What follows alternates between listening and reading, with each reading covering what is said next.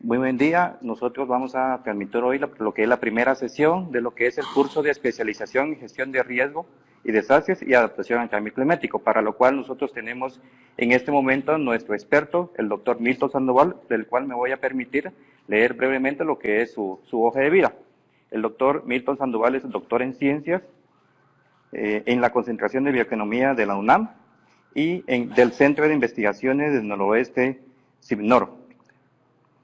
También es maestro en artes de diseño y manejo y planificación ambiental de la Facultad de Arquitectura de la Universidad de San Carlos de Guatemala.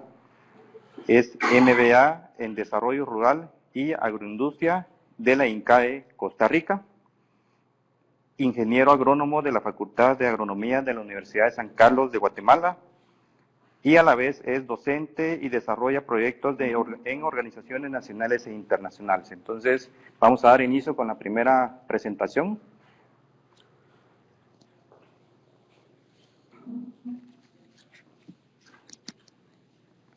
Muchas gracias, ingeniero Elías Rodríguez. Entonces vamos a proceder.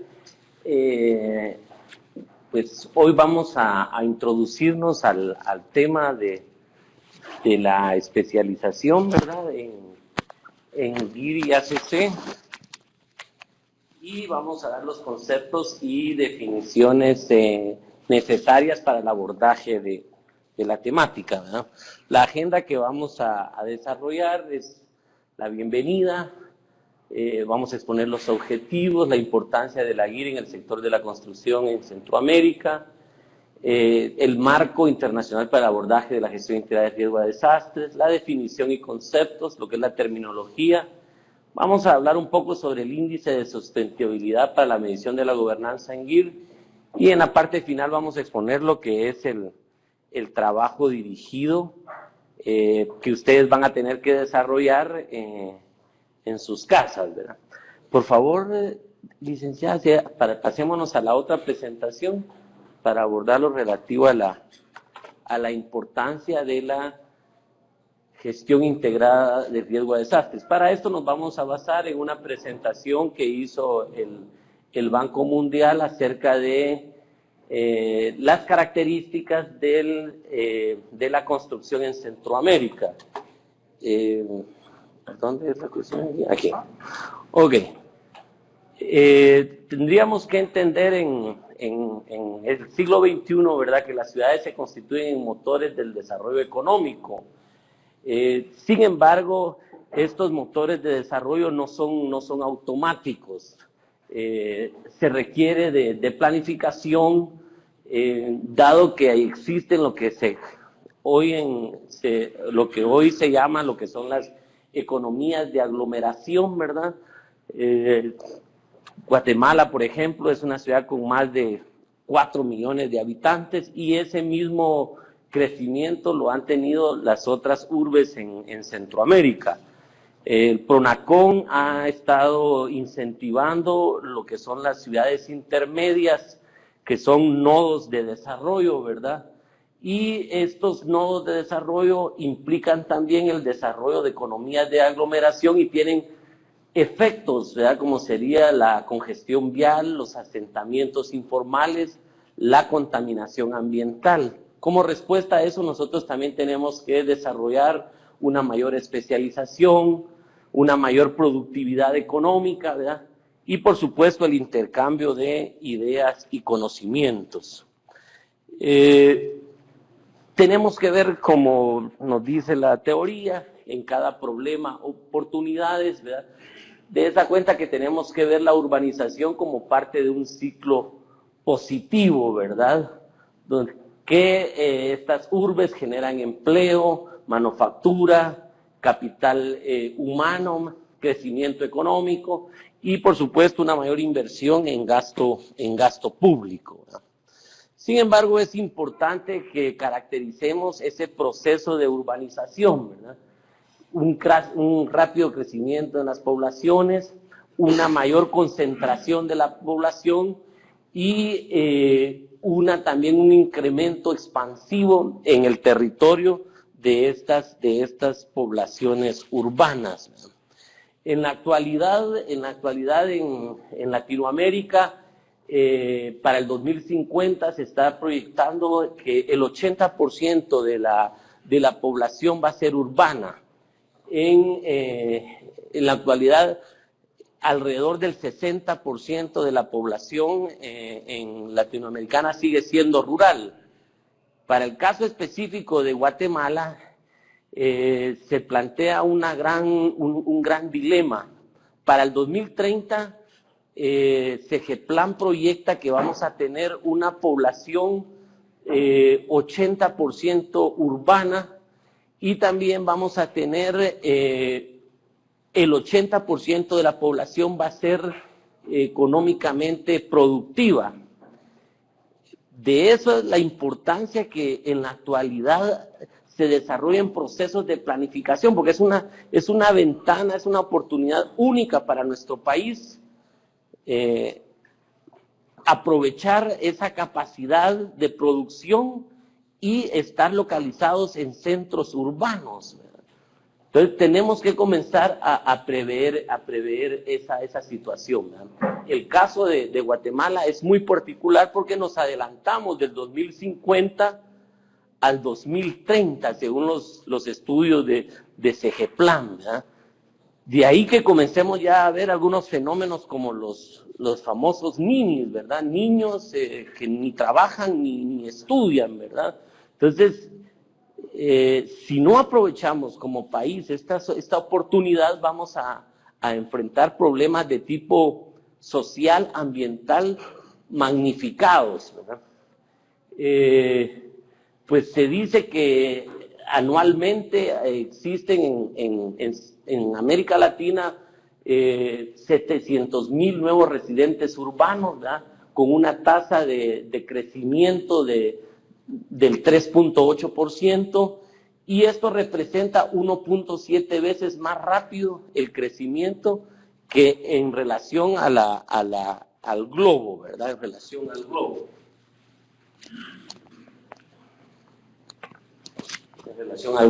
Entonces, vemos aquí el crecimiento de la población urbana anual, ¿verdad? Que tiene un comportamiento exponencial. Además que hay una concentración, ¿verdad? Una concentración en los centros urbanos. Esto trae paralelamente algunas otras necesidades, como por ejemplo la luminosidad de las ciudades. Des cuenta que Guatemala para el 2010, ¿verdad? Manifestaba un 57% de luminosidad,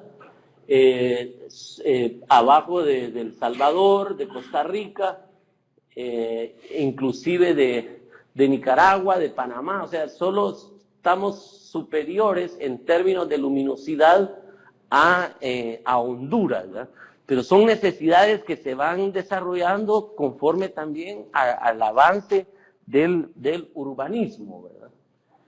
Aquí también tenemos otro dato sobre el grado de aglomeración, ¿verdad? De las 167 aglomeraciones que se identifican en Costa Rica, en Centroamérica, perdón, 72 sobrepasan a 3 o más municipios. Digamos, esto lo miramos en El Salvador, en el caso de Santa Tecla, ya no se distingue, ya no se diferencia entre San Salvador y Santa Tecla, ya está llegando inclusive hasta la parte occidental.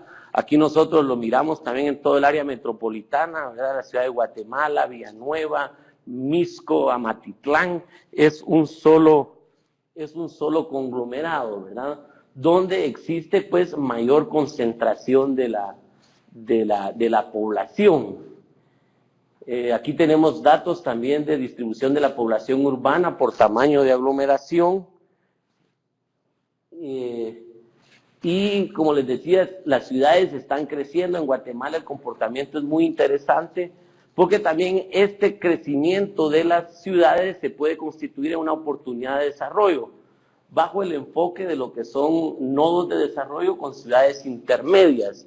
En Guatemala pues tenemos el puerto de San José, Iztapa, Quetzaltenango, todo este corredor también tecnológico de Patsicía, Chiquimula, que son ciudades que tienen características para constituirse en nodos de desarrollo, ¿verdad? Además, la otra característica que decíamos de rápido, ese rápido crecimiento, también está lo de la aglomeración y lo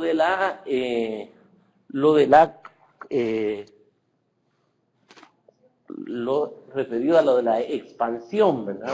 Entonces miramos en esta gráfica cómo también se está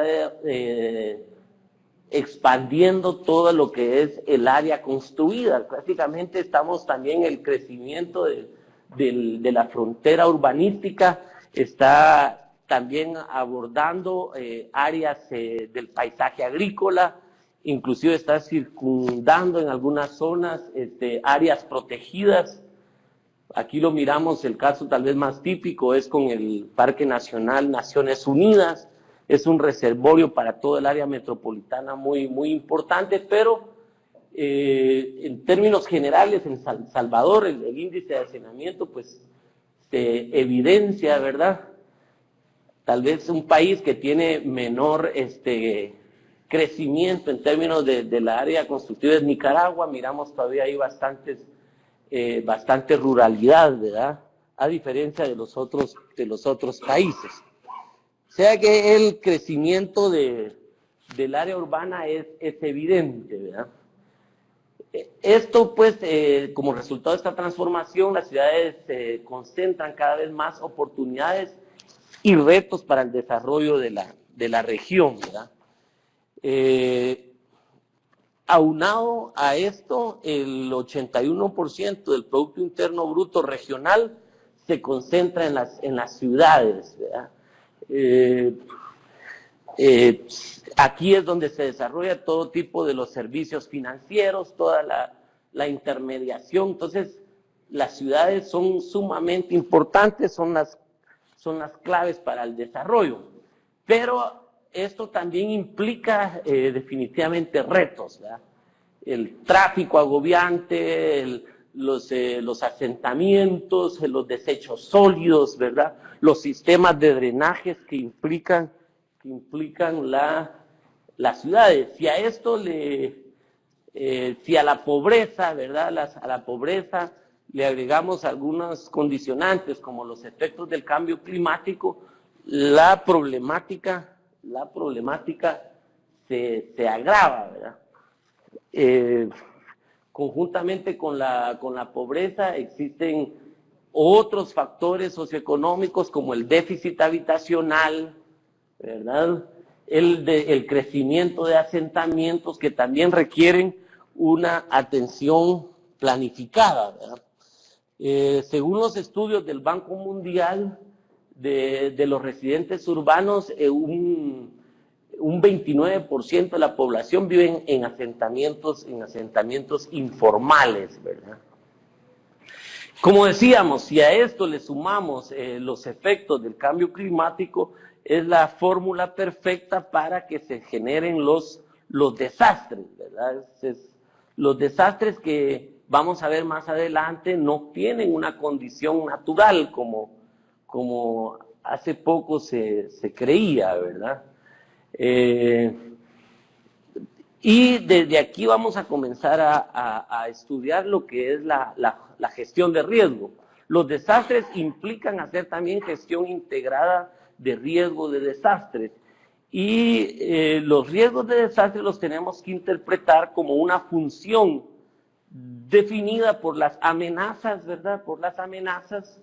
Las amenazas sí son de tipo natural, en gran medida en nuestros tiempos desarrolladas por los efectos negativos del cambio climático, y en esta función factorial le debemos de sumar las vulnerabilidades económicas, vulnerabilidades sociales.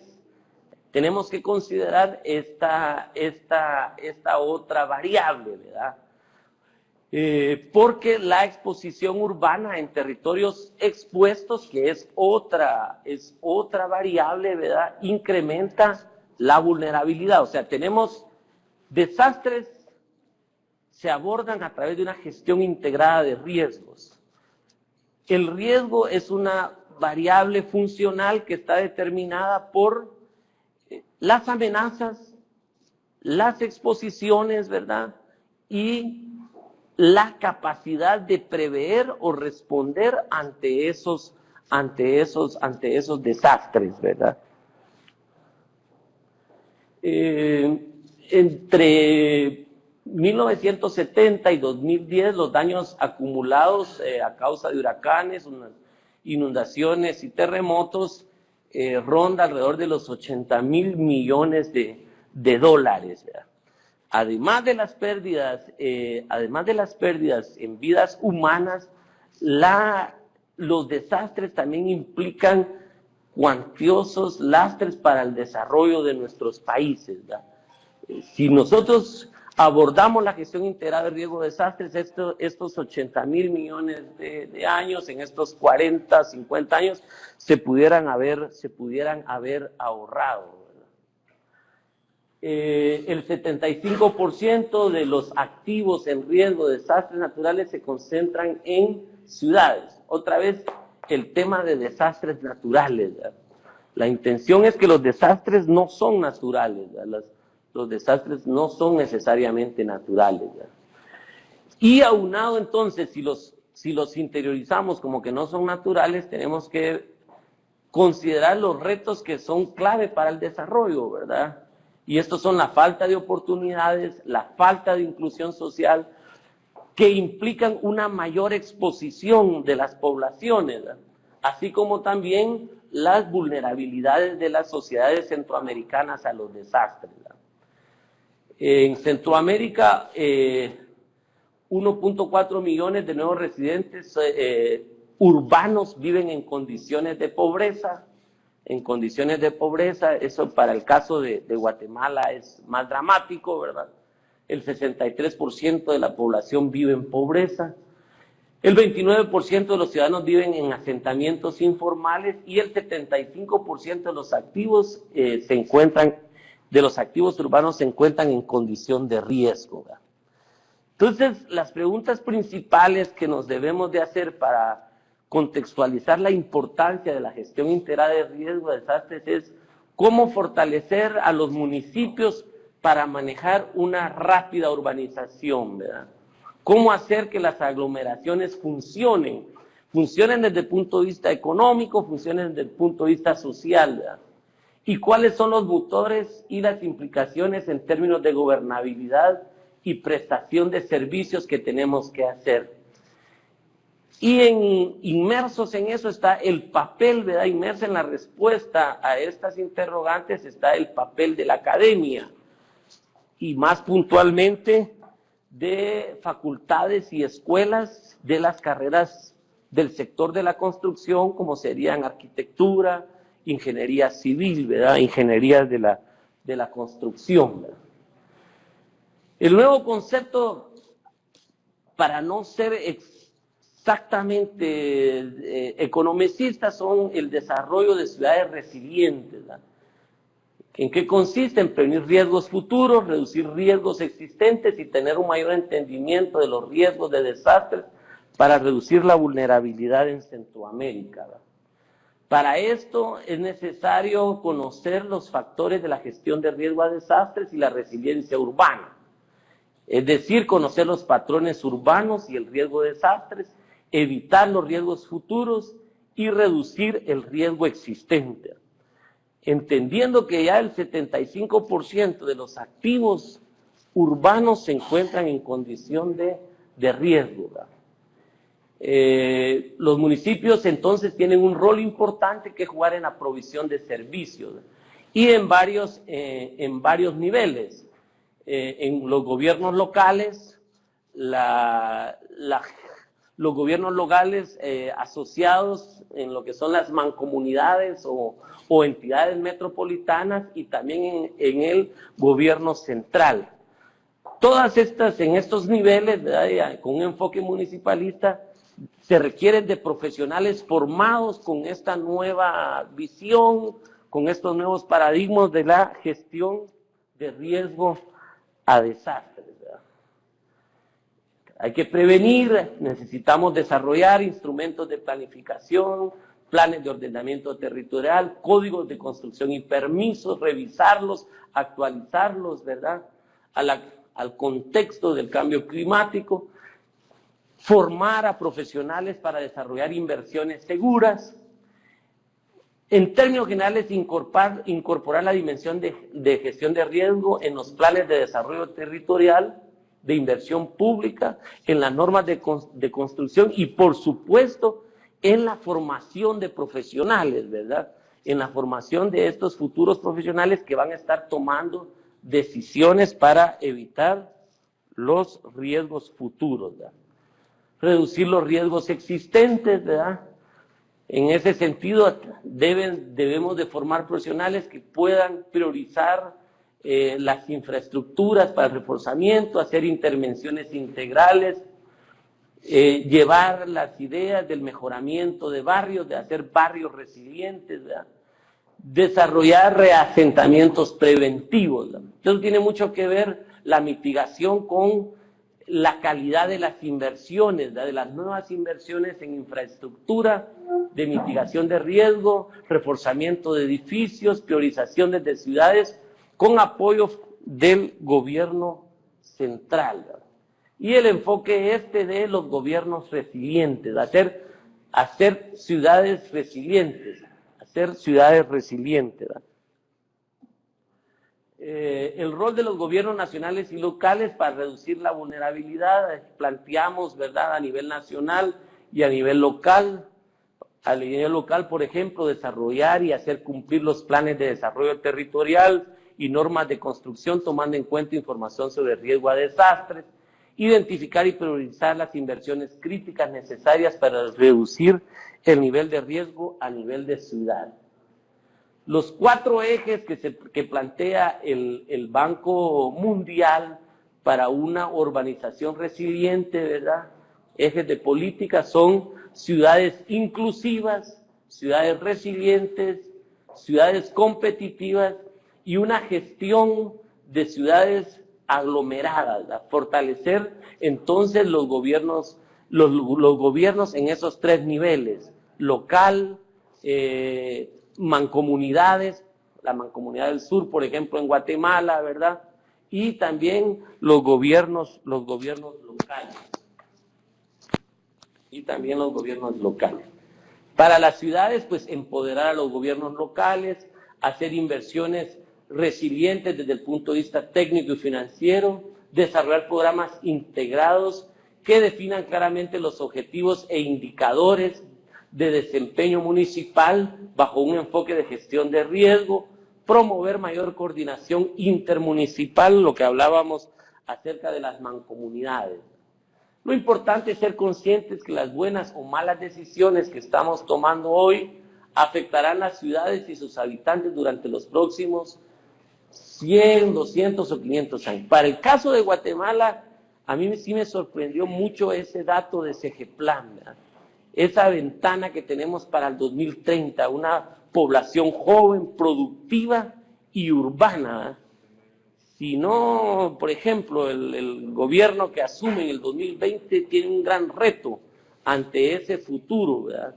¿Qué vamos a hacer con toda esa cantidad de gente joven, productiva, con ganas y deseos de trabajar en las urbes, ¿verdad?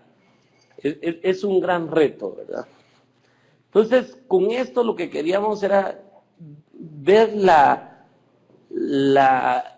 pasemos a la otra, la exponencial importancia que tiene la gestión de riesgo a desastres, la otra por favor,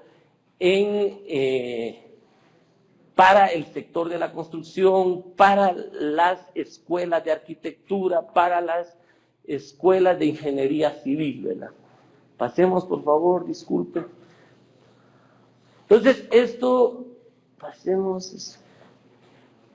de la gestión de riesgo a desastres, esto de la gestión de riesgo a desastres no es tampoco un invento así espontáneo, ¿no? Entonces, hay todo un desarrollo del pensamiento, ¿verdad? Tal vez lo vimos recientemente en el Convenio de París, ¿verdad?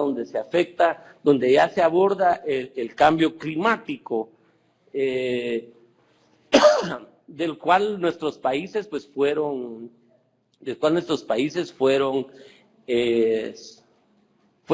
suscriptores, los estados de nuestros países, ¿verdad? Pero también el cambio climático y esto de la gestión de riesgo de desastres está muy vinculado a lo que son los 17 objetivos del desarrollo sostenible. Y terminamos con la tercera cumbre de las Naciones Unidas para la reducción de riesgo a desastres, que se desarrolló en el 2015 en la ciudad de Sendai. Ahí fue donde se definió el marco de acción para la gestión de riesgo a desastres, que es el marco en el que a nivel mundial los estados se circunscriben para el desarrollo de acciones de gestión de riesgo a desastres, ¿verdad? Derivado de este marco se realizó en Quito también la tercera cumbre, ¿verdad?, sobre hábitat en el 2016, un año después, considerando el Convenio de París, los Objetivos de Desarrollo Sostenible, el marco de acción de Sendai. En Quito, el 2016, se celebró también una cumbre mundial relacionada más a la reducción de riesgo a desastres y el urbanismo, ¿verdad? Entonces, si podemos, la forma en que a nivel mundial se está abordando la gestión de riesgo a desastres, como podemos ver, es multidimensional, ¿verdad? Tenemos que considerar los factores políticos y normativos, factores institucionales son muy importantes para nuestros países, ¿verdad?, por el tipo de instituciones que tenemos, los factores sociales, cuando hablamos de vulnerabilidades y exposiciones, factores ambientales, históricos y económicos. O sea que la gestión de riesgo a desastres es multidimensional. Ustedes en el desarrollo de este curso van a estar abordando de una manera más específica cada una de estas dimensiones, ¿verdad? Aquí tenemos pues el desarrollo, ¿verdad?, que ha tenido la construcción de estos paradigmas de la reducción del riesgo a desastres, parte desde la cumbre de Río, así llegamos hasta el marco de acción de Hyogo, donde ya se comienza a hablar de resiliencia, para terminar, como les decía, con la cumbre del Convenio de París, el marco de acción de Sendai y la cumbre mundial sobre hábitat en Quito, ¿verdad?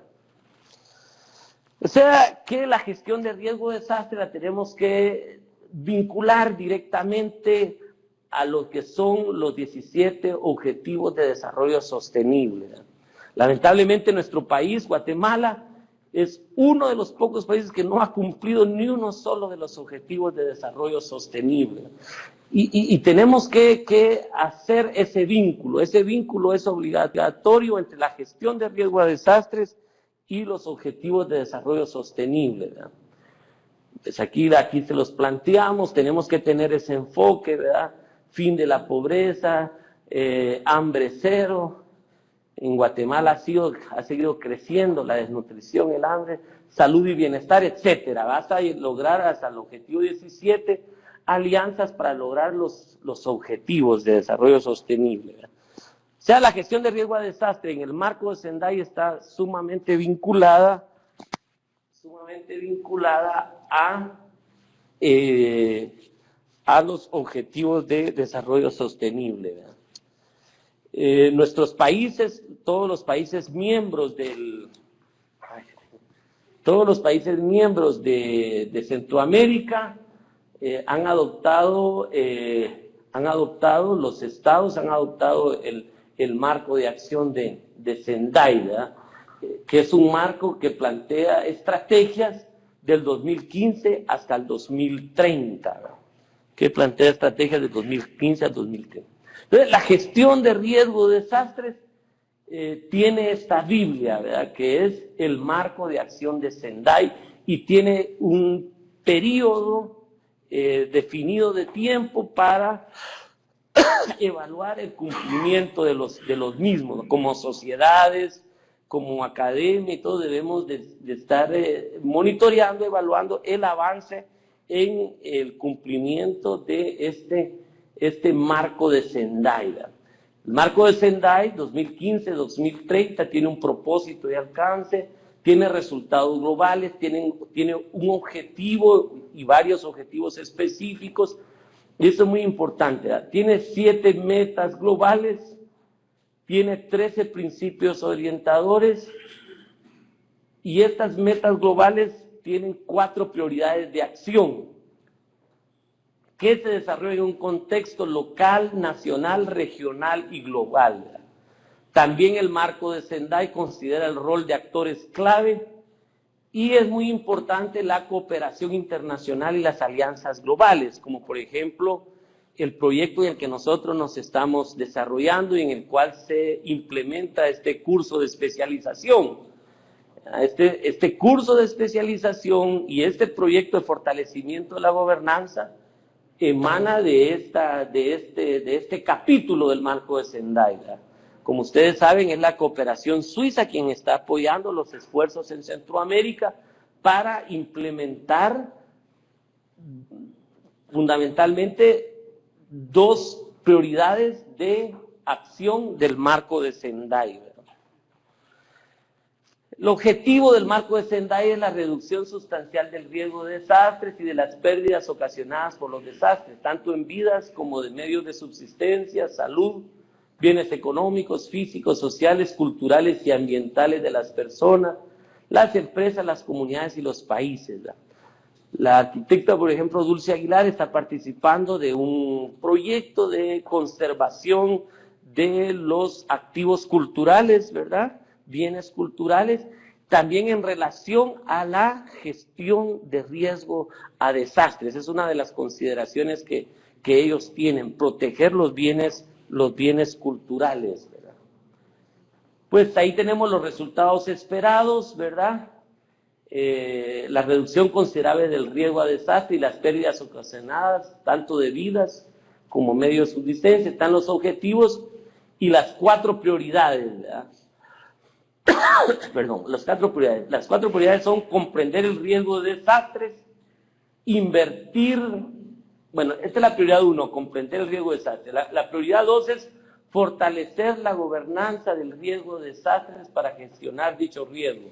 La tercera prioridad es invertir en la reducción del riesgo a desastres para la resiliencia, que como les digo es un concepto que se deriva de la segunda cumbre mundial de Yogo, ¿verdad? El concepto de resiliencia, invertir para la resiliencia y aumentar la preparación para desastres a fin de dar una respuesta eficaz y reconstruir mejor, ¿verdad? Nosotros estamos en este proyecto, estamos en fortalecimiento de la gobernanza, ¿verdad? Ese es el objetivo, el gran objetivo, que tiene implicaciones con las otras tres prioridades: aumentar la preparación para desastres, generar inversiones resilientes y, por supuesto, comprender el riesgo de desastres, donde la academia tiene un papel importante. Entonces, nuevamente, es importante que manejemos las prioridades del marco de Sendai. Prioridad 1, comprender el riesgo de desastres. Prioridad 2, fortalecer la gobernanza. Prioridad 3, invertir en reducción del riesgo de desastres. Prioridad 4, aumentar la preparación para una respuesta eficaz y reconstruir mejor. Prioridad 1, comprender el riesgo de desastres. Ahí nosotros como académicos tenemos un rol importante, ¿verdad?, en la investigación, en los procesos mismos de enseñanza-aprendizaje, en la recopilación de información, procesamiento de la información, en el desarrollo de las capacidades, en la gestión de la información, en el análisis de la información, en el conocimiento, la ciencia y tecnología implicada en la reducción de riesgo a desastres. Por eso es que el gran objetivo de este subproyecto es hacer un rediseño o una readecuación del currículum de la Facultad de Arquitectura que implique cualificaciones en torno a la reducción de riesgo de desastres. Eso está inmerso dentro de lo que es la prioridad 1. Esta readecuación curricular debe de presentar una propuesta de programa educativo que implique formación de docentes, que implique también investigación y acciones de vínculo con la sociedad o extensión universitaria. En la investigación, pues hay varias acciones, ¿verdad? Vínculos nacionales y regionales e internacionales. Se quiere crear una red de investigadores, estímulo a proyectos de investigación vinculados a demandas de la gestión integral de riesgo a desastre, coordinación para la investigación entre las universidades y ONGs, publicaciones científicas, investigaciones conjuntas, ¿verdad?, entre CONRED, CEPREDENAC y academia, el desarrollo de bibliotecas y de marcos teóricos o referenciales de estados del arte referidos a la gestión de riesgo a desastres para nuestras condiciones, ¿verdad? Entonces, la academia tiene un rol importante que jugar en esto referido a la prioridad 1, que es el conocimiento de la gestión de riesgo de desastres. Pues de más está las labores de vinculación, ¿verdad?, de diseño, conocimiento del territorio para el caso de ustedes, ¿verdad?, vincularnos de mejor manera con la sociedad y los grupos locales, ¿verdad? Quise poner ahí una... A nosotros nos interesa mucho, cuando digo nosotros es una posición personal, el abordaje de la prioridad 2, que es la gobernanza de la gestión de riesgo a desastres. Esta gobernanza también se deriva del marco de acción previo al de Sendai, que es el de Yobo, ¿verdad?, que era del 2005 al 2015, este fue el papá del marco de Sendai, ¿verdad?, y ahí salieron esos conceptos como gobernanza y resiliencia. En gran medida esto de la gobernanza fue producto de los esfuerzos de estos profesores norteamericanos que plantearon por qué fracasan los países, ¿verdad? Y el gran planteamiento de los profesores norteamericanos, estos que tienen un nombre bien complicado para pronunciar, es que los países fracasan, o algunos países fracasan, porque tienen sistemas de gobernanza débiles. Esto quiere decir que tienen instituciones débiles, instituciones como las nuestras, ¿verdad? Instituciones débiles. Entonces, por eso es que es importante, y esto de la gobernanza se ha quedado por ahí, ¿verdad?, girando. Entonces nosotros planteamos, digo nosotros, es a nivel personal, ¿verdad?, un índice de sustentabilidad para evaluar la gobernanza, ¿verdad? Me gustaría plantear así rápidamente que este índice, quisiera que conociéramos este índice de sustentabilidad para evaluar la gobernanza y la gestión integrada de riesgos. Pues ya vimos de dónde viene esto de la gobernanza, ¿verdad? Entender el método de cálculo y acotar al sector académico y sus funciones sustantivas como actor pertinente para el fortalecimiento de la gobernanza, que ya lo habíamos discutido también en el marco de Sendai. Mira, la metodología que nos basamos para hacer esta propuesta del índice de sustentabilidad es la metodología de la presión estado-respuesta. Digamos, donde medimos la presión que generan las amenazas sobre los ecosistemas, ¿verdad? Cómo cambia el estado, ¿verdad? Cómo cambia el estado de ese ecosistema derivado de esa presión, y cuál es la respuesta institucional, cuál es la respuesta política, cuál es el grado de gobernanza que tenemos para responder ante eso, ¿verdad? Entonces, eso lo hacemos utilizando, digamos, el teorema del límite central, una serie de indicadores sociales, económicos, ambientales e institucionales que nos permiten establecer índices de explotación y de regeneración de los ecosistemas, ¿verdad? Entonces, con los cálculos del índice de explotación y de regeneración, ya nosotros, o de resiliencia, ya podemos calcular el índice de sustentabilidad. Tal vez va a ser muy rápido, pero yo sí creo que la clave para explicar por qué existen todos estos marcos, ya vamos a ver más adelante, existe la PCGIR, existe la PUCAR, existe el marco de Sendai, existe el marco de IOGO, y van a existir otra serie de herramientas políticas, pero está en la gobernanza el problema, no solo de la gestión de riesgos, sino también de nuestros mismos niveles de desarrollo, ¿verdad? Entonces, por eso es importante medir, evaluar la sustentabilidad de la gobernanza, ¿verdad? O en qué nivel estamos de gobernanza, ¿no? Entonces, como les digo, el modelo es el modelo PER, presión, estado, respuesta. ¿Cuáles son aquellas acciones que nos sirven para fortalecer la gobernanza, ¿verdad? ¿Cómo cambia el estado, ¿verdad?, del riesgo o del ecosistema, y cuál es la respuesta, ¿verdad? Y cuál es la respuesta de esto, ¿no? Entonces, de primero tenemos que priorizar todas las acciones, tenemos que priorizar todas las acciones de gobernanza, ¿verdad? Y calculamos un índice de valor de importancia relativa, ¿verdad? La sumatoria de las acciones de gobernanza. En el marco de Sendai ustedes van a ver más de 100 acciones de gobernanza. Y van a estar una cantidad también por nivel que vimos, nivel local, nivel regional, nivel nacional, ¿verdad? Entonces tenemos que priorizarlas. ¿Y cómo las priorizamos? A través del índice de valor de importancia. Entonces miramos, valoramos la presión que genera, ¿verdad?, esa acción. ¿Cuál es el cambio en el estado que genera esa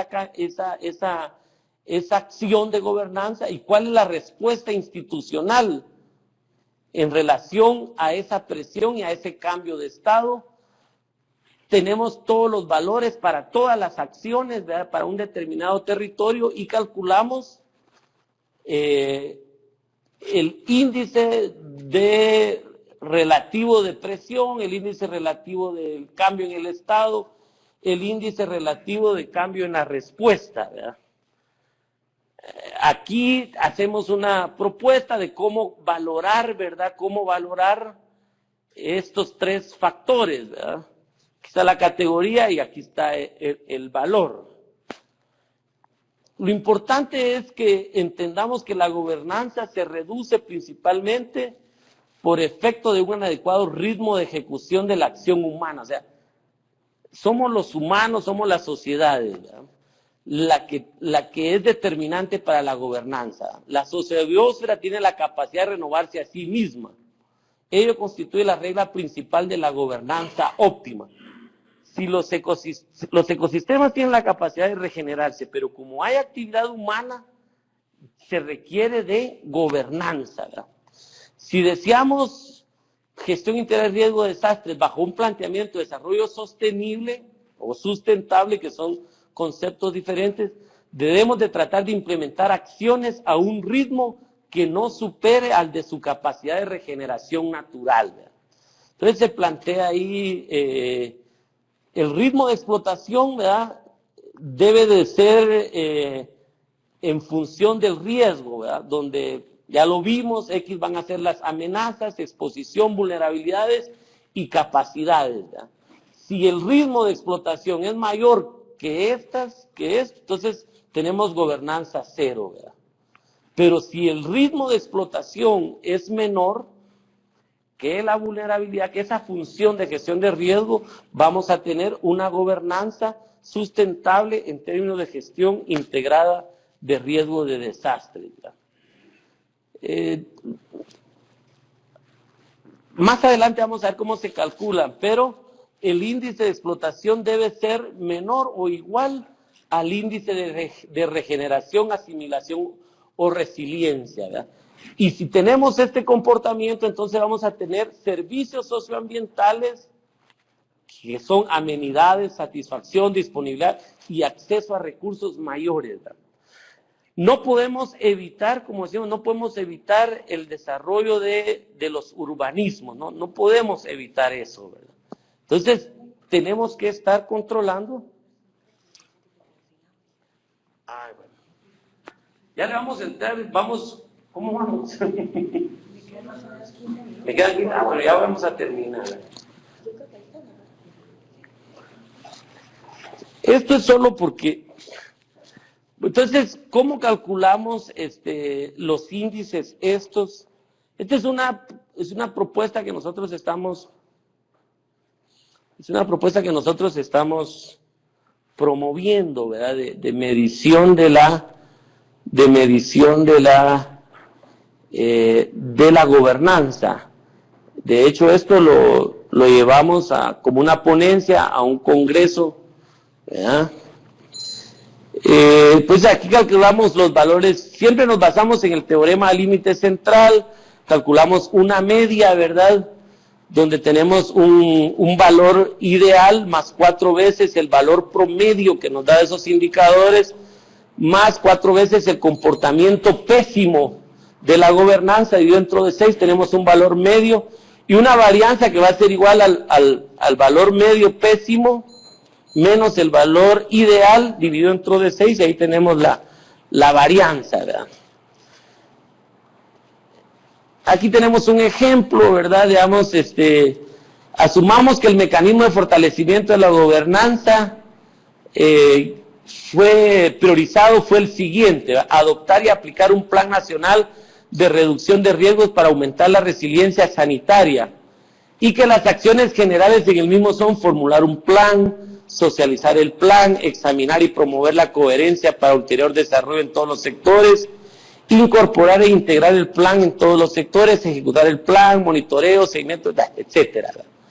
Entonces, planteamos aquí una meta, ¿verdad? Planteamos una meta, planteamos los valores ideal, probable y pésimo, calculamos el valor medio, ya lo vimos anteriormente, calculamos la varianza y la desviación estándar, ¿verdad? Y por ejemplo aquí tenemos el componente económico. El indicador específico son incentivos para la incorporación del plan, y la meta es por lo menos el 7% la reducción de impuestos a empresas que incorporen el plan de gestión integrado de riesgo a desastres. Entonces esto nos da un valor, utilizando las tablas de estudio de distribución normal, nos da un valor de que esto tiene una 99% de probabilidades, que es muy alta, ¿verdad?, de que se dé la incorporación del plan en las empresas si se reduce al menos el 7% de su carga impositiva, ¿verdad? Sin embargo, miramos que por la teoría de probabilidades, que si esta es muy alta, requiere demasiada inversión de recursos para poderse implementar, ¿verdad? Entonces eso lo hace también con un riesgo alto. Las probabilidades, el rango de probabilidades debe estar dentro del 50 al 70%. Bueno, miren, no quisiera... Aquí está cómo se calcula el índice de explotación, el índice de resiliencia. Todos esta propuesta la van a tener ustedes, ¿verdad?, para estudiarla con más detalle. Vamos a tener también la posibilidad de comunicarnos si quieren ustedes profundizar. Y se calcula el índice de sustentabilidad de la gobernanza, ¿verdad? Miren, el fortalecimiento de la gobernanza GIR como una acción prioritaria número 2 del marco de Sendai debe asumirse con un sentido de urgencia. El ejemplo más claro fue el año pasado con la catástrofe del volcán de fuego, ¿verdad? el hotel de la Reunión estaba más amenazado. En términos ambientales también era más vulnerable, de hecho así fue, ¿verdad? Estaba más expuesto. Sin embargo, la capacidad, que es el elemento que da gobernanza, era mayor. Ni una sola pérdida de vida económica. Mientras que más abajo, ¿verdad? Mientras más abajo, donde no hay gobernanza, las pérdidas económicas y de vidas humanas fueron mayores. El factor clave, creemos nosotros, es la gobernanza, el fortalecimiento de la gobernanza. Si hubiéramos tenido una adecuada gobernanza, no hubiéramos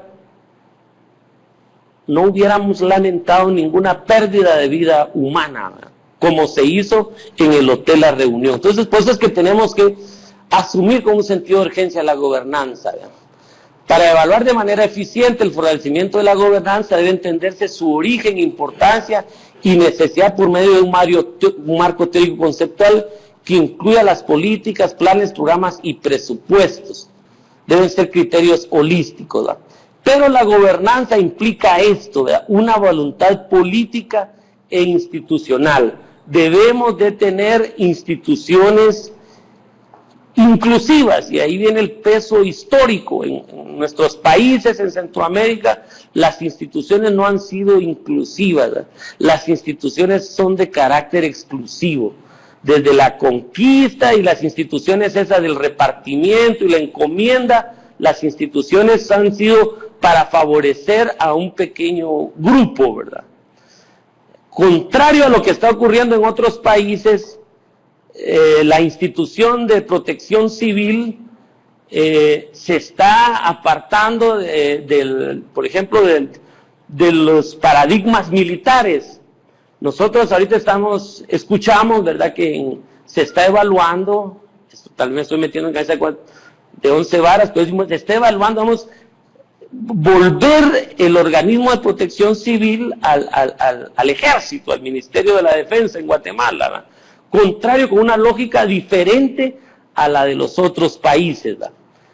Entonces, la gobernanza es clave, pero entendida como instituciones inclusivas, ¿verdad?, con responsabilidad compartida entre los gobiernos y los actores pertinentes, ¿verdad? El sector académico juega un papel fundamental en el fortalecimiento de la gobernanza, ¿verdad? Esta es una propuesta, pero pueden haber otras propuestas derivadas de la academia para medir la gobernanza. Existen más de 100 acciones de gobernanza. Aquí el planteamiento de nosotros se va en que la resiliencia y la gobernanza debería ser cero si dejáramos que la resiliencia fuera natural, ¿verdad? De ahí entonces que tenemos que medir el índice de explotación, ¿verdad?, y el índice y compararlo con el índice de resiliencia, ¿verdad? Hay unas recomendaciones ahí, pero las vamos a dejar ahí. Quería hacer énfasis en esto de la prioridad número 2. Recuerden que son 4 prioridades del marco de acción de Sendai. Y estas, vamos a recordar nuevamente, estas son las 7 metas globales de Sendai, ¿verdad? Reducir la cantidad de muertes, reducir la población afectada por los desastres, reducir las pérdidas económicas en relación al Producto Interno Bruto, reducir los daños en infraestructura crítica. Debemos de tener planes con estrategias nacionales y locales de reducción de riesgo, la cooperación internacional y una mayor disponibilidad y acceso a sistemas de alerta temprana, multiamenazas, información y evaluación de riesgo. Estas serían las 7 metas globales del marco de Sendai, ¿verdad? Aquí es otra forma de presentarlas, ¿verdad? Reducir la mortalidad, reducir el número de personas afectadas, reducir las pérdidas económicas, los daños causados por los desastres, que los países cuenten con planes. Nosotros contamos con normativas, está la política centroamericana de gestión integral de riesgo a desastre, la PCGIR, se las vamos a dejar ahí. También tenemos la PUCAR, la Política Universitaria Centroamericana para la Reducción de Riesgo a Desastres. Tenemos una ley de CONRED. Lo mismo pasa con El Salvador y Honduras. Los países tienen estos planes, ¿verdad? La otra es la cooperación internacional, como les decía, la cooperación suiza está apoyándonos para el desarrollo de estos proyectos y desarrollar los sistemas de alerta temprana sobre amenazas múltiples. Hay todo un sistema de monitoreo y de cumplimiento de este marco de Sendai, ¿verdad? Ya hemos hablado sobre comprender el riesgo, ¿verdad? Como les digo, hay todo un sistema, hay gente en Ginebra pensando, monitoreando a los países, dando indicaciones. Tenemos una plataforma nacional, la administra CONRED, hay una plataforma regional para toda América Latina y el Caribe, hay una plataforma global. Recientemente, en abril de este año, fue la plataforma global en Ginebra, ¿verdad?, para abordar el avance en el cumplimiento de las metas de el marco de acción de Sendai 2015-2030. Las Naciones Unidas, hay 176 estados que lo acuerparon esto, ¿verdad? Así rápidamente también lo que es la terminología necesaria. Ya vimos, ¿verdad?, los desastres, no los podemos entender como naturales. Los desastres implican la participación de las sociedades, tienen una causal antropogénica, ¿verdad? Tenemos que evaluar y calcular los daños económicos por desastres. Hay modelos econométricos bien sofisticados para hacer estos daños por desastres, los impactos por desastres. Existen diferentes tipos de desastres, desastres en pequeña escala, desastres en gran escala, depende del vector, de la magnitud del vector, del daño, ¿verdad? Desastres frecuentes y poco frecuentes, desastres de evolución lenta, los desastres de aparición súbita, y otro concepto que es diferente, un desastre versus un suceso peligroso. Son conceptos diferentes, ¿verdad? También ya hemos visto el concepto de riesgo, ¿verdad? Dijimos que el riesgo es una función que está determinada, es un factorial que está determinado por 4 factores: las amenazas, las vulnerabilidades, las exposiciones y las capacidades, ¿verdad? Entonces, también hay diferentes tipos de riesgo: riesgo aceptable o riesgo tolerable, riesgo residual, riesgo de desastres extensivos, riesgo de desastres intensivos, riesgo residual, evaluación del riesgo de desastres. La próxima sesión ustedes van a comenzar a estudiar las técnicas de evaluación del riesgo de desastres. Existen técnicas cualitativas, existen técnicas cuantitativas, pero sí es importante evaluar el riesgo, ¿verdad? Información sobre el riesgo de desastres, factores subyacentes del riesgo, lo que hablábamos sobre la gobernanza del riesgo. Es importante. Eso es la explicación más aceptada actualmente, que algunos países, algunas sociedades tienen una mejor gestión integrada de riesgo de desastres porque tienen una mejor gobernanza, tienen instituciones inclusivas, mientras que países subdesarrollados como los nuestros tenemos mala gobernanza porque tenemos instituciones exclusivas, ¿no? Pues aquí vienen las amenazas, ¿verdad? Hay todo un debate si las amenazas son naturales o no. Mi punto de vista es que no, que las amenazas, mi punto de vista es que sí, que las amenazas son de tipo exactamente naturales, y también hay antropogénicas, socionaturales, amenazas múltiples, amenazas biológicas, ambientales, geológicas, hidrometeorológicas, tecnológicas. Ya hablamos de la vulnerabilidad, de la exposición, de la capacidad, ¿verdad? Una condición climática que nos reporta el INSIBUME, el Instituto de Meteorología de Guatemala, dice va a llover mucho, esa es una amenaza, ¿verdad? Pero a una sociedad, a un grupo que está ubicado en un territorio plano, con buen sistema de drenajes, pues eso no representa una amenaza, ¿verdad? La amenaza tenemos que verla en términos de vulnerabilidad. Bueno, ¿qué tan débiles son, qué tan vulnerables son para que una lluvia de más de 1000 milímetros les provoque daño, ¿verdad? ¿Qué tan expuestos están y cuál es la capacidad de respuesta o para prevenir esa amenaza, ¿verdad? Entonces tenemos que, en la capacidad tenemos que estudiar la capacidad de afrontamiento, la evaluación de la capacidad de respuesta, el desarrollo de la capacidad y el concepto de la resiliencia, ¿verdad? Siempre tenemos que aún estar enmarcados en el cálculo de las pérdidas, ¿verdad? Pérdidas económicas, pérdidas de vidas humanas. En el caso de las pérdidas económicas directas, pérdidas económicas indirectas.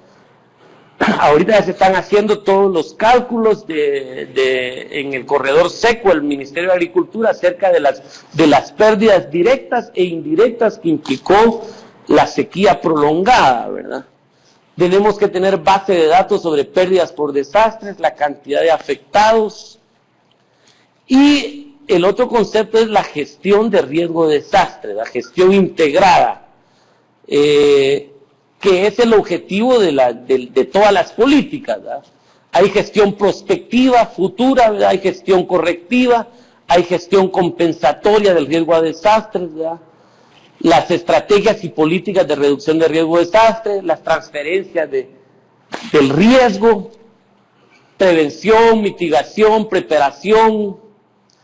Debemos de tener un plan de preparación, la planificación de contingencias, rehabilitación, reconstrucción, recuperación, acondicionamiento, evacuación. Son conceptos que tenemos que tener presentes para el abordaje de la gestión integral de riesgo de desastres.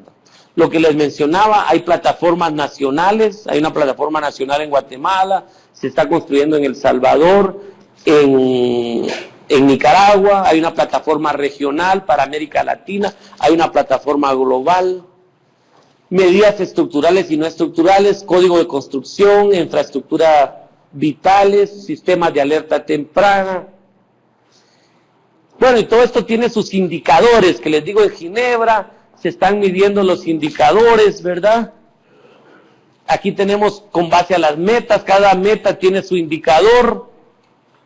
Meta mundial B, reducir considerablemente tiene sus indicadores, la meta C1, la meta C2, la meta D, la meta D2, ustedes van a tener la oportunidad de estudiar esto, la meta E, la meta mundial F1, la meta mundial F2, la meta mundial G1, G2 y su indicador, ¿verdad?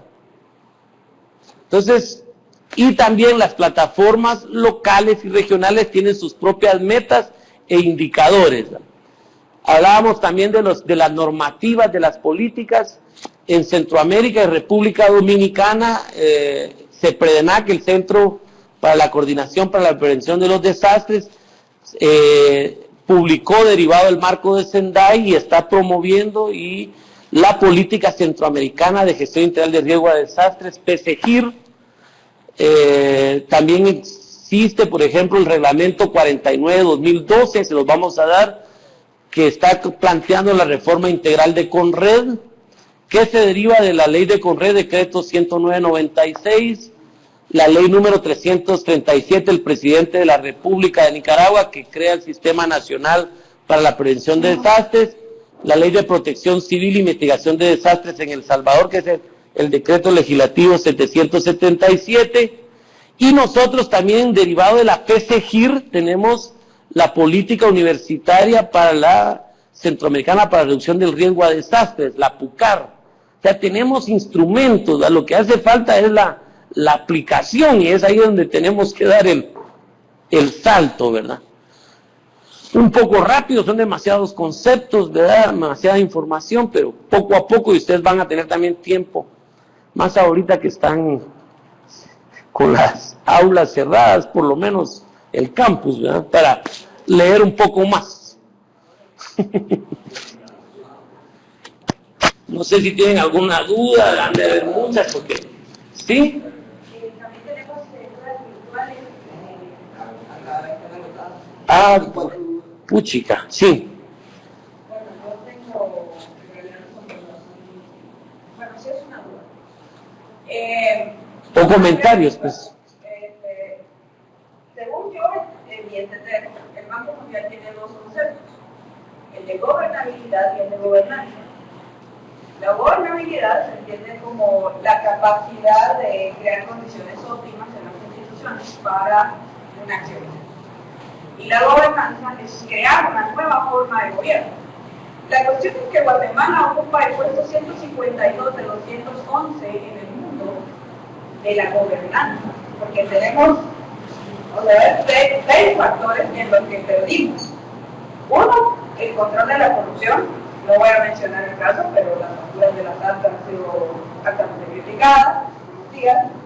El Estado de Derecho en Guatemala, la calidad de gobierno, la rendición de cuentas, la estabilidad política, la calidad de la regulación. Esos seis elementos son fundamentales para ser considerados gobernanza de país. Y si a eso nosotros le vinculamos la gestión integral de riesgo de desastre, ¿cuántos indicadores más deberíamos nosotros poder cumplir, verdad? Porque yo entiendo esta lógica matemática de querer mejorar la gobernanza. Pero aparte de docente de la facultad, yo pertenezco a la Asociación de Planificadores Urbanos. Entonces los planificadores urbanos tienen como su lista Santa Claus. Y la reducción de riesgos, si bien es cierto, ocupa un lugar muy importante en esa planificación, digamos, las ciudades no solo la planifican los arquitectos o los ingenieros, ¿verdad? Entonces, ¿cuál es el concepto que nosotros deberíamos adoptar para esta visión, digamos? Adaptar esa gobernanza y casarla un poquito con la gobernabilidad, es decir, optimizar estas condiciones que tengamos, como podamos y como tengamos, para entonces crear un nuevo gobierno. Es así como nosotros deberíamos entenderlo, de que estas condiciones que yo tengo las voy a adaptar, porque digamos, hacer una gestión de esto, yo tendría que leído el riesgo y el plan incluso a 2 años, y desde el NICH, desde el 98, hace 20 años se hablaba de la educación y gestión de riesgos. Si nosotros hubiéramos empezado a educar a los niños en las escuelas hace 20 años, hoy tendríamos funcionarios públicos más conscientes de lo que implica esta integración. Entonces, regreso a mi pregunta. O sea, voy a alcanzar la gobernabilidad y la gobernanza y crear, para este caso específico, un concepto de gobernanza que, como usted bien decía, debe ser inclusivo, incluye la gobernabilidad y la gobernanza en un momento. Sí, bueno, el marco de Sendai es bien taxativo y él plantea gobernanza, un nuevo enfoque, digamos, sobre la gestión integrada de riesgo de desastres, ¿verdad?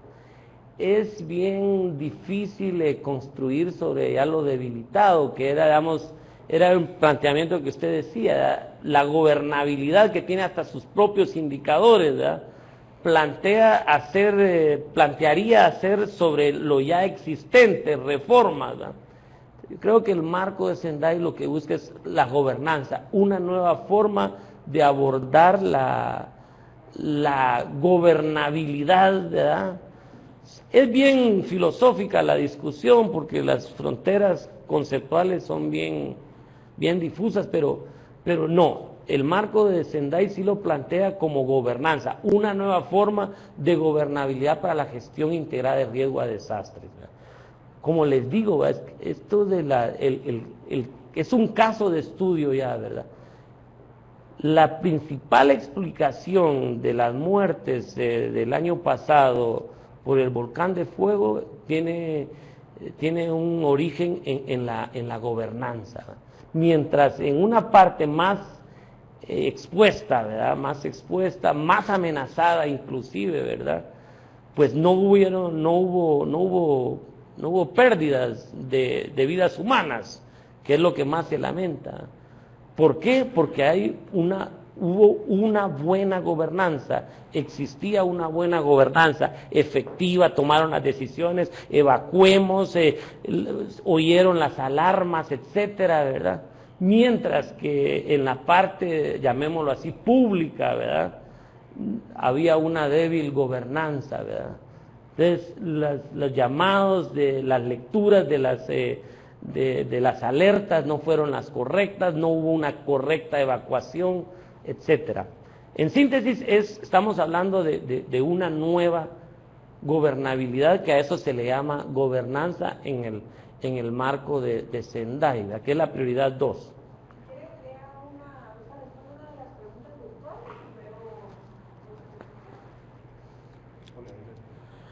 Bueno, aquí dice, cuando habla de desarrollo sostenible, ¿a qué se refiere? Porque para mí no existe tal desarrollo sostenible, entonces necesito saber desde el punto de vista o a qué enfoque se refiere. Bueno, nosotros hablamos de desarrollo sostenible, estamos basados siempre en el marco de Sendai, ¿verdad? El marco de Sendai plantea 17 objetivos para el desarrollo sostenible. Como nosotros lo entendemos, el desarrollo sostenible es la capacidad de que los ecosistemas, ¿verdad?, o los territorios delimitados en términos de sociobiosferas, ¿verdad?, tengan la capacidad de mantenerse, ¿verdad?, de sostenerse en 4 grandes componentes, o en 3 grandes componentes: lo económico, lo social y lo ambiental, ¿verdad? Si a esto le sumamos el componente institucional, que tiene que ver con lo que hablábamos anteriormente de la gobernanza, entonces pasaríamos a una fase de desarrollo diferente, que es la sustentabilidad, ¿verdad? Si de lo físico, las capacidades de sostenerse social, económica y ambientalmente, pasamos al desarrollo, a una cuestión hasta un poco más hasta espiritual, entonces estamos en una fase de sustentabilidad, ¿verdad? Por supuesto que nuestros países, ¿verdad?, estamos en la pura sobrevivencia o supervivencia, ¿verdad?, con 60% de la población viviendo en condiciones de pobreza y un 23% en condiciones de extrema pobreza. No estamos sobreviviendo o superviviendo. Tenemos que añorar alcanzar la sostenibilidad, y después de la sostenibilidad, la sustentabilidad. Eso es también un poco filosófica la cuestión, ¿verdad? Ojalá que haya quedado claro. Ese es el enfoque del desarrollo sostenible, está enmarcado en los objetivos en los 17 objetivos de desarrollo sostenible, ¿verdad? Eso es lo que nos da el marco. ¿Sí, arquitecto? Sí, muchas gracias, buenos días. Mi nombre es Juan Luis Morales. Bueno, un poco relacionado con las dos intervenciones, porque sí vemos que hay una política, digamos, nacional para el tema de energía. Hay la intencionalidad de mejorar la gobernanza, pero ahora la pregunta es, digamos, en términos de una sostenibilidad y sustentabilidad, es la parte económica. Existen los presupuestos de nación, existe el presupuesto de universidad, existe el presupuesto de facultad, las intenciones, no digamos la cantidad de plata necesaria para llegar a cabo este fortalecimiento. Sí, digamos, es una pregunta más para otras personas, pero en el plano, digamos, como ciudadano de Centroamérica, ¿va? Yo creo que hay que aún no se ha asumido la gestión integral de riesgo de desastres bajo toda su importancia, ni tampoco en las universidades, ¿verdad? Creo que sí hace falta esto que hablábamos ahí, ¿verdad?, la voluntad política. La principal forma de expresar la voluntad política es con los presupuestos, ¿verdad? Digamos, si usted le asigna, digamos, en el caso de Guatemala, a la Coordinadora Nacional para la Reducción de Desastres, 20 millones de quetzales, eso quiere decir que no le está dando la importancia debida, ¿verdad? o al INSIBUME, que es el Instituto de Vulcanología, Meteorología, Hidrografía, digamos. Yo creo que no, la respuesta es que no, ¿verdad? Debería de haber una mejor expresión de la voluntad política para el abordaje, expresado en términos de presupuesto, instituciones fuertes, ¿verdad? Me refiero un poco para comentar y creo que estamos muy claros que el tema, a pesar que hay $1.000 millones en un impacto negativo por cuestiones de desastres, tampoco será importante en el presupuesto. Entonces, la propuesta es que dentro de la parte conceptual, independientemente de la parte técnica y de los indicadores que puedan medir los resultados de los niveles de vulnerabilidad, también se incorpora el tema del presupuesto. Sin presupuesto todo lo demás es letra muerta. Todo lo demás es una política, un documento interesante de defender, pero poco factible de hacerlo operativo. Entonces la propuesta sería incorporar también el concepto presupuesto desde el punto de vista FIT, dentro de la parte operativa, manuales de operación, plan operativo anual, plan operativo quinquenal, planes de desarrollo, pero como una verdadera cuestión que sea ejecutivo y operativo. Excelente, arquitecto. Yo creo que es una excelente recomendación que, digamos, los coordinadores los proyectistas deberían de llevarla después a los diferentes niveles. Digamos, si no hay una expresión en términos de presupuesto, es muy poémico, muy romántica la cuestión, ¿verdad?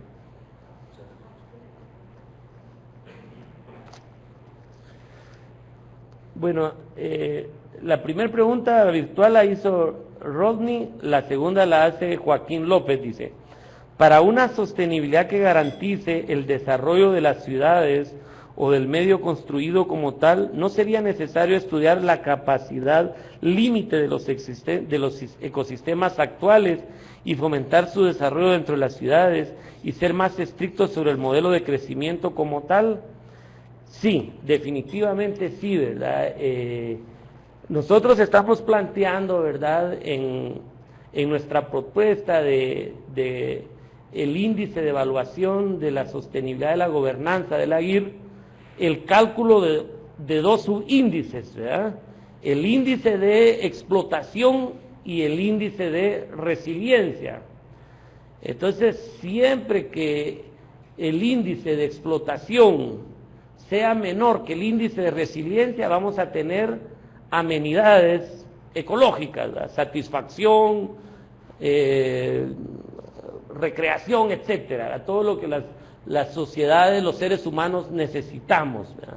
Entonces, definitivamente sí, el enfoque actual, ¿verdad?, que está cada vez tomando más fuerza en el globo es el enfoque bioeconómico, que no es un enfoque economicista, sino que es un enfoque que se basa en las leyes de la termodinámica. En realidad lo que está afectando el cambio climático, lo que está afectando el desarrollo del globo en términos generales, ¿verdad?, son los niveles de consumo. Vamos, algunos países han basado su desarrollo, los Estados Unidos, por ejemplo, ¿verdad?, en los niveles de consumo. Sin embargo, de acuerdo a preceptos bioeconómicos, lo que se debe de hacer es reducir las tasas de consumo, ¿verdad? O sea, debemos como humanidad, deberíamos de ir pensando en un nuevo modelo de desarrollo, ¿verdad? Porque los niveles de consumo de este modelo tradicional de desarrollo que prevaleció en todo el siglo XX, para el siglo XXI son insostenibles, ¿verdad? Lo miramos nosotros en nuestra ciudad de Guatemala, ¿verdad? Digamos, en lugar de que todos tengamos carro y consumamos combustibles fósiles, ¿verdad?, mejor desarrollar sistemas colectivos de transporte, ¿verdad? O sea, creo que sí, paradigmáticamente debemos, Joaquín, de cambiar los paradigmas en torno al desarrollo, ¿verdad? Pues ojalá que esté resuelta. También Scarlett plantea, dice: ¿es posible reducir el proceso tan complejo como la gobernanza en GIR, que tiene aspectos ambientales, sociales y culturales a cálculos numéricos. ¿Cómo se incorporan los aspectos cualitativos o de qué forma incorporar los aspectos culturales en estos cálculos? Gracias. Sí, digamos,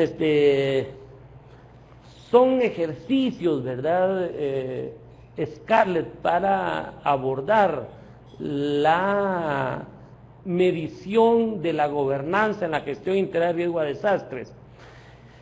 Si revisamos en detalle los indicadores de explotación, los índices de explotación y resiliencia están basados a su vez en 4 indicadores de carácter social, económico, ambiental y político institucional.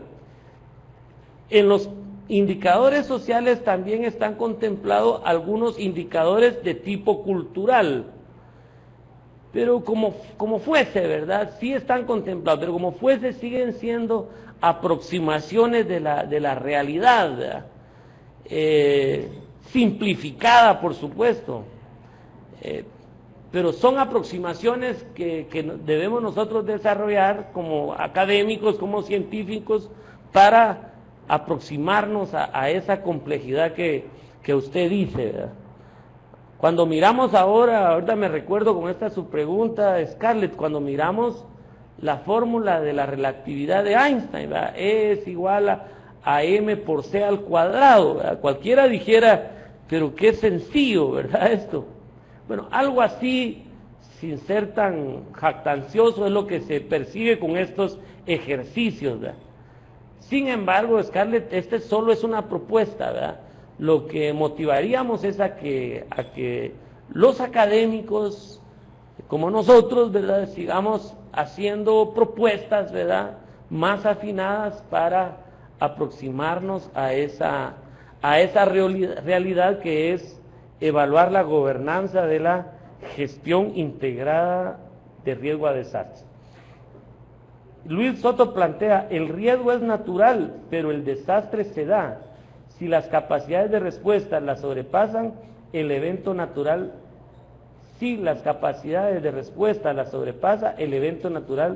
de que se trate. Sí, estamos totalmente de acuerdo, ¿verdad? Solo que para nosotros el riesgo no es, como decíamos, la gestión integrada de riesgo a desastres es una función factorial que depende de 4 factores: la amenaza, la vulnerabilidad, la exposición y la capacidad. O sea, la gestión integrada de riesgo de desastres no es exactamente, y el riesgo mismo no son exactamente naturales, tienen interacción definitivamente con los aspectos sociales, económicos y político-institucionales.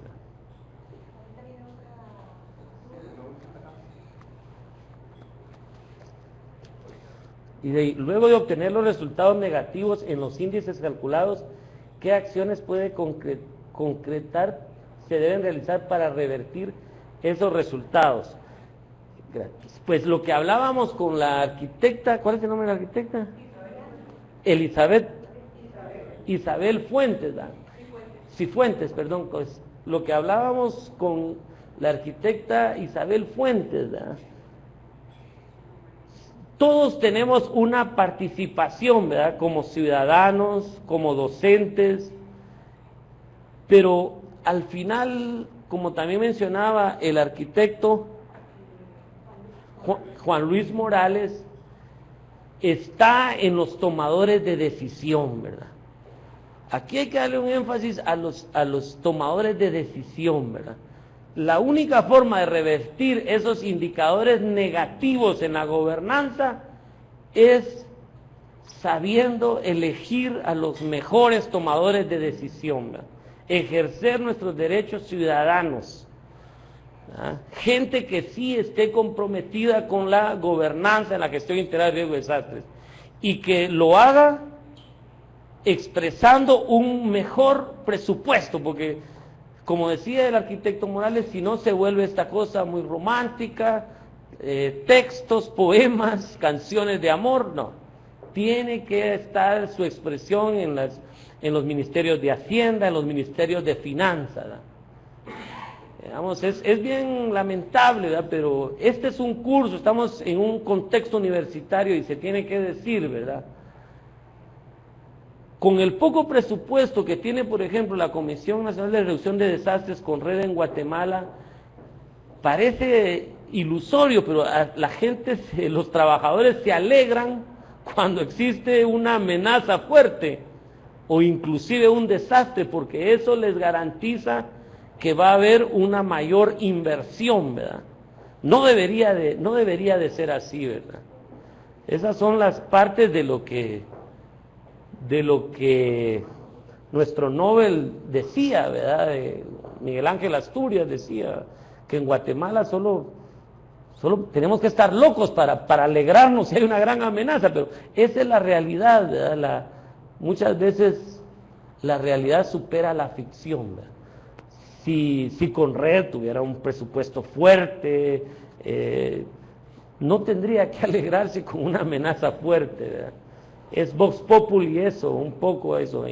Y por ahí también andan los otros organismos de protección civil en la región, ¿verdad?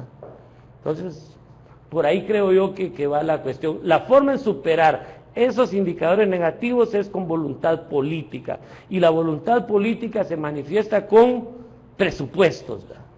Asignarles recursos, ¿verdad? Y no solo a las universidades. Digamos, por ejemplo, ustedes tienen un reto muy interesante aquí, ¿verdad?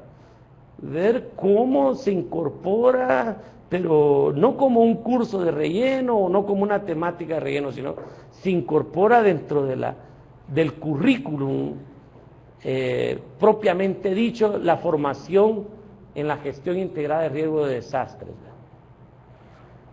No sé si hay alguna otra duda, comentario. ¿Sí, doctora? Sí, no solo un comentario para sumar más a la respuesta que se habló ahí, porque usted decía que las personas que toman la venta de servicios querían remediar, pero lo importante, lo más importante es empoderar a las comunidades de la población a través de programas de educación.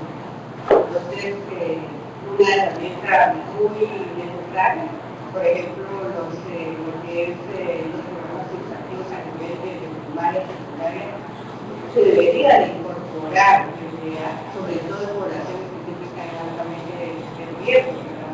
Creo que es la educación. Está aumentando, ya está, según la ley, ya está aprobado, pero no se ha echado a implementar, como decía que antes, ¿verdad? Y sería bueno empoderar a los líderes comunitarios, no escoger a una persona en sí, ya de ese empoderamiento, la gente que va a sobrepasar la capacidad de las personas para participar, y la otra es que le están preguntando que se va a más tarea porque hay unos que ya se fueron a las clases, ¿verdad? Por el tiempo. Entonces, preocupados ya lo que hay que hacer. Sí. ¿Ok?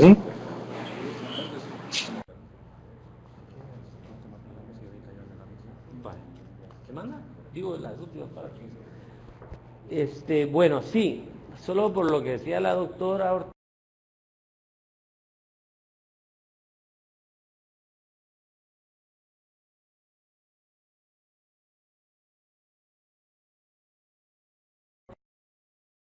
que tiene derechos, ¿verdad?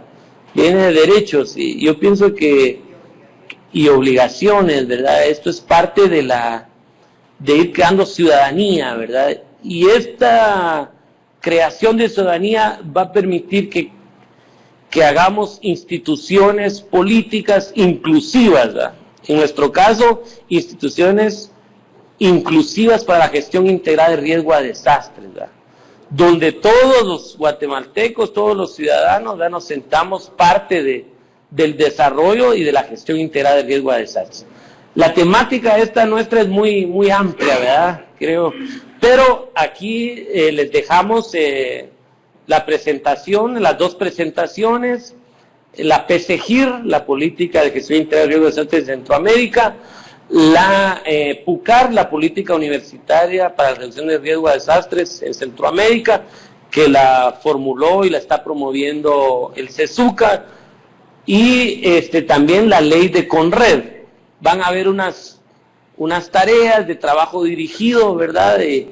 Pues para mí ha sido un gusto, ojalá que se hayan cumplido los objetivos que planteamos originalmente en la agenda. Muchas gracias.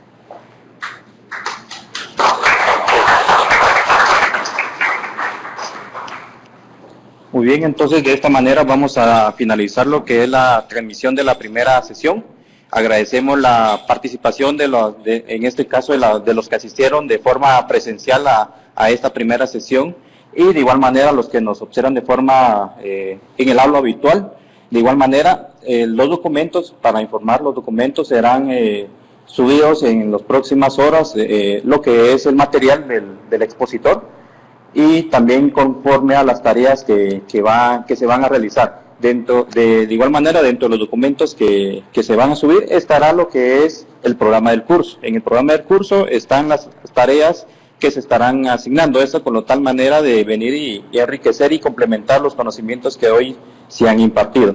Entonces, de esta manera concluimos la sesión 1, los esperamos para la sesión 2, el cual será el 11 de septiembre, de manera, por la mañana siempre de 9:40 a 11, y por la tarde en la transmisión de 16:30 a 17:50 horas. Finalizamos de esta manera, agradecemos su presencia, muy buen día.